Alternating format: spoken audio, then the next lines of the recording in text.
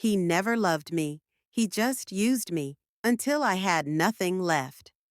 My name is Olivia, and I was 25 when I met Jason. We met at a bookstore. I was in the self-help aisle, pretending I wasn't falling apart after a painful breakup. Jason was browsing philosophy. He joked about Freud and how self-help books were all just people trying to understand their own damage. I laughed. It was cynical, but honest. We talked for an hour that day. He had this raw intensity about him, messy hair, tired eyes, and a calm voice that made you want to listen. He told me he was a writer, in between jobs, trying to finish a novel. We exchanged numbers. The next day, we had coffee. One date turned into two, then three. Before I knew it, I was looking forward to every message from him. Jason made me feel seen, important, desired, like I was finally enough. Within a week, he was texting constantly. Did you sleep okay? I was thinking about you all night. You're the only one who gets me. 2 weeks in, he said he loved me. I should have seen it as a red flag. But I didn't. I felt lucky, special. Jason said his last relationship ended because she cheated, that he had trust issues but wanted to try again. With me. He said I was his miracle. How could I not fall for that? Jason moved quickly. Too quickly. One night he stayed over, then another. Soon he was living in my apartment. Said his lease ended and he couldn't afford a new one. I told him it was fine, that we could make it work. He didn't pay rent, or utilities, or food. I told myself he was trying, that he needed time. He said his writing would pay off soon. I believed him. He took my car to run errands, then started using it daily. Once, he came back with a dent in the bumper and said, "You really need to get your brakes checked." I bought groceries, cooked, cleaned, paid for gas. He stayed home, wrote occasionally, and told me he was working on something brilliant. But something didn't feel right. He got angry easily.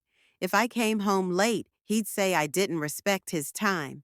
If I didn't reply to a text fast enough, he'd go quiet for hours, then explode. And yet, he always followed it with an apology. "I'm sorry, I just care about you too much. I've been hurt before. I don't want to lose you." I started apologizing too. I thought maybe I am selfish. Maybe I'm not being supportive enough. Jason didn't work. Not in the traditional sense. He said he couldn't do 9 to 5, that it killed creativity, that he was different. I supported him. I was proud of being independent, proud I could carry us while he pursued his dream. But then he started asking for my credit card, just for gas, for a book I need, to fix my laptop so I can write. The charges got bigger. A tablet, headphones, restaurant bills I never saw. When I asked, he said, "I thought you wanted to support me. You don't trust me now?" I felt guilty. I gave him more. He said I was too controlling, that he needed space. But then he needed money, or help, or a ride, or a new phone. I was stuck, and I didn't even realize it. I started to change. I stopped seeing friends. He said they didn't like him, that they were toxic. I believed him. I stopped calling my mom. He said she disrespected him. My world got smaller, just me and him, and he got meaner, more impatient. If I made a mistake, cooked the wrong thing, forgot to buy his coffee, he'd sulk for days. Sometimes he'd scream. Once, he grabbed my wrist during an argument. Not hard, but enough to scare me. I cried in the bathroom that night, but still told myself, he's just hurt. He doesn't mean it. He blamed me for his moods. "If you weren't so cold, I wouldn't get like this. I'm only like this because you don't listen." He didn't hit me, not physically, but every word was a punch. Then I lost my job. The company downsized. I got laid off. I was devastated. Jason? He said it was a sign, that I should relax and focus on supporting his writing. But bills were piling up. I checked my bank account. Gone. My savings, my credit maxed out. I dug deeper. He'd opened another card in my name, thousands of dollars. When I confronted him, he smiled. You let me. Don't act like a victim now. Something inside me snapped. I kicked him out.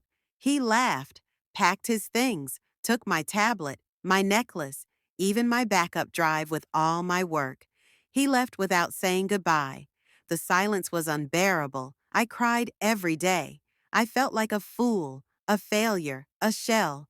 But eventually, I stood up. I got a new job, moved to a smaller apartment, went to therapy, took a year to rebuild my credit. And piece by piece, I came back. I read about narcissists, trauma bonding, gaslighting. Everything made sense. He never loved me. He loved control. But I'm free now, stronger, smarter. I still struggle with trust, but I'll never doubt myself again. If you're in a relationship where you feel smaller every day, where your voice disappears and you're always the one apologizing, that is not love. That is control, and you deserve better. Thank you for listening to my story. If this helped you even a little, please subscribe, share, comment. You're not alone. You are never alone.